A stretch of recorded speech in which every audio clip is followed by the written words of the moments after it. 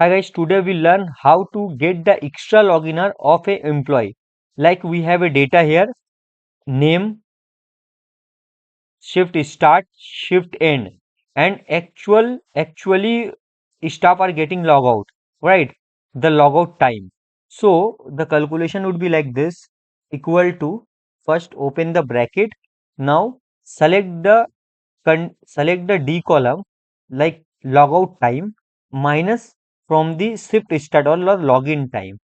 Close the bracket like this, into with, multiply with 24. Why? Because we want to take in time format, minus from 8 hours.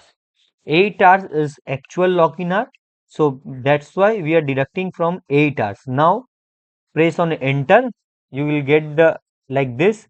Click on right click and click on format cell, go to number and change it to 0. Click on OK. So you get the 2 hours. Select all the cell and paste the formula. You will get your extra login. That means Raj did 2 hours extra, right? He's supposed to log out 6 o'clock, but he logged out actually 8 o'clock. So he did 2 hours extra. So in that format, we will get the extra login hour. Thank you.